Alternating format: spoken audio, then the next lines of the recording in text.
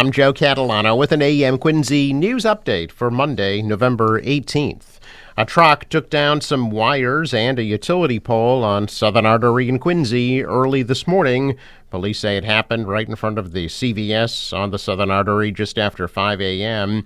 The incident knocked out power and the traffic signals in the area. National Grid crews arrived on scene to make repairs, and Quincy police were on scene directing traffic.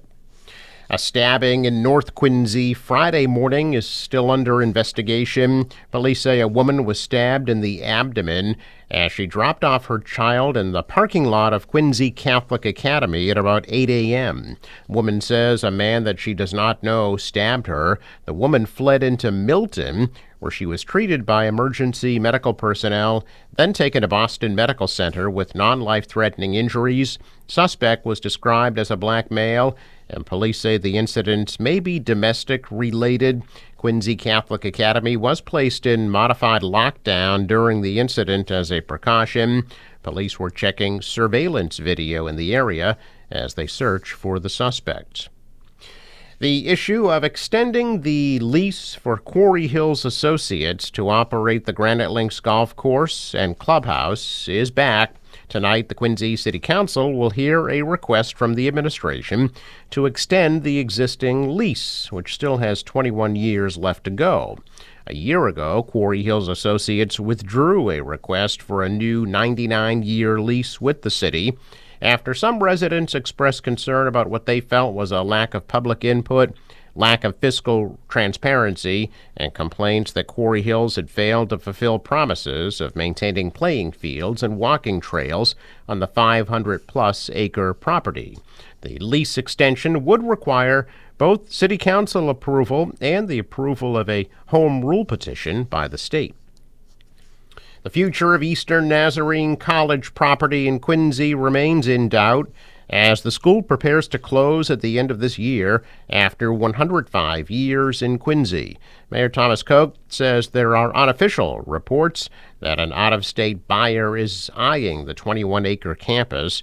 Koch is working with the city council to create an overlay zoning district that would allow for 55 and over housing on a portion of the ENC campus.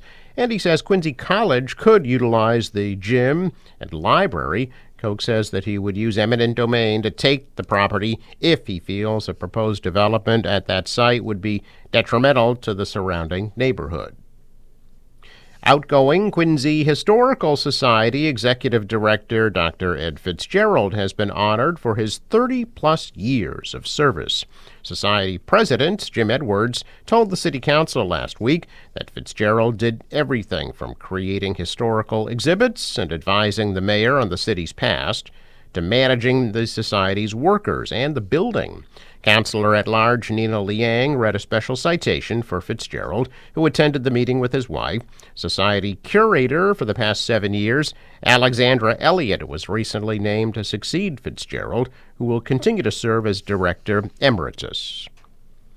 Quincy's free seasonal outdoor skating rink is back again after a very successful inaugural season last year.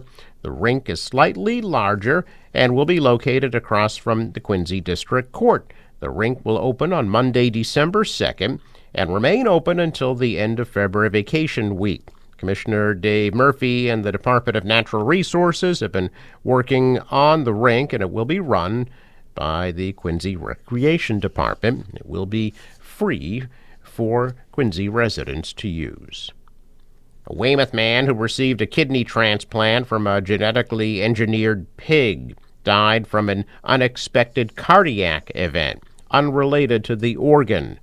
Mass General's Transplant Center says there was no sign that Rick Slayman's death was due to his body rejecting the organ transplant. 62-year-old Slayman died in May, 2 months after receiving the transplant. Since then, there's been no public disclosure of his cause of death.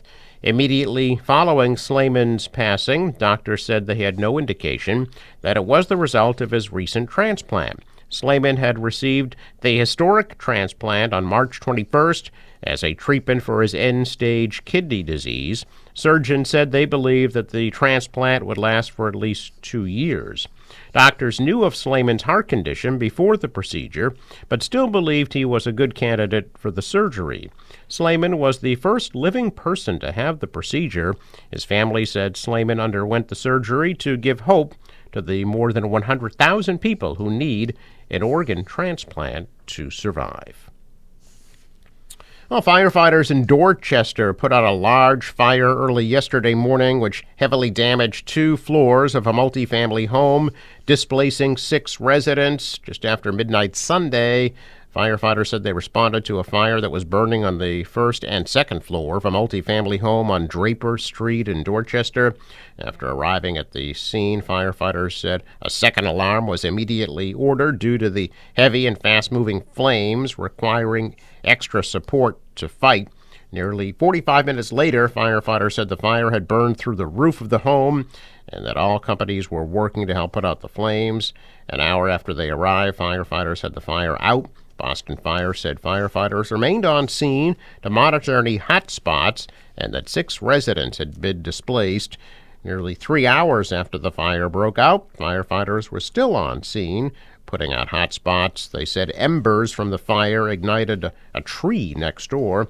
The damage is estimated at $350,000, and the cause of the fire is still under investigation. The MBTA announcing they're shutting down the Red Line from Broadway in South Boston all the way to Harvard in Cambridge. That happened starting last night. Shuttles are replacing service between those 2 stations, but those buses will not stop at Downtown Crossing or Park Street. Instead, the buses will stop at State Street and Haymarket for connections to the other lines. The T says this diversion will help crews replace tracks and ties, as well as improve signals and upgrade stations. There are currently 2 speed restrictions on the Red Line between Central and Kendall Square. The T says they're hoping to eliminate 1. The new closure will last until at least Sunday. An elaborate ceremony marking the commissioning of the USS Nantucket in Charlestown on Saturday. The ship is now certified to join the naval fleet and serve in active duty. She sat beside the USS Constitution, the oldest commissioned naval warship on the water, while Governor Maura Healey delivered the ceremony's principal address.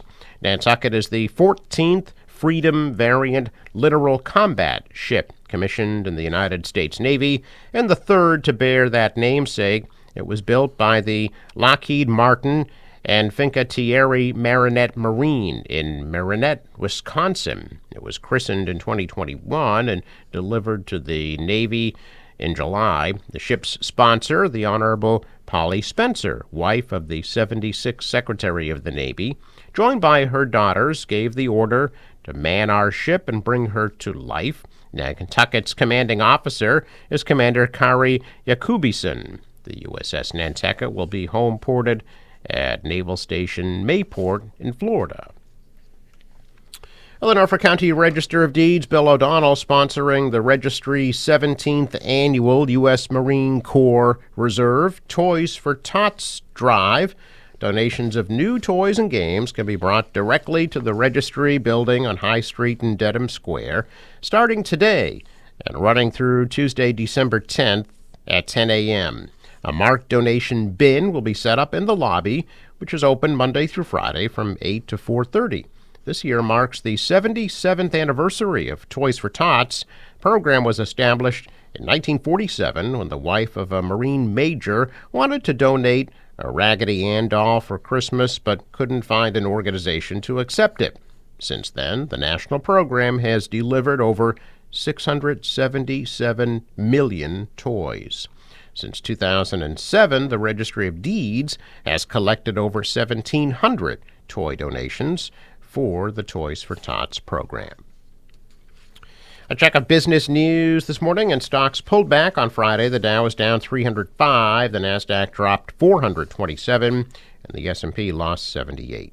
Shares are starting out the week mixed in Asia. The dollar rose, the euro is up, and oil at $67 a barrel. In sports, Patriots lose to the Rams yesterday, 28-22. The Bruins host the Columbus Blue Jackets tonight at 7 o'clock, and the Celtics will take on Cleveland in Boston tomorrow night at 7. Today's forecast from the National Weather Service: partly sunny and a high of 62 degrees. For tonight, clear, lows in the mid-30s. Tomorrow, lots of sunshine, a high 57. Sunny 56 on Wednesday, and rain arrives on Thursday, the high around 50 degrees. For the boater today, waves about 2 feet and northwest winds at 5 to 10 knots will be increasing throughout the day, gusting to 20 knots, and a high tide at 12:40 p.m. There could be some splashover at the time of high tide this afternoon. Sunrise at 6:38, sets at 4:19. I'm Joe Catalano with an AM Quincy news update for Monday, November 18th.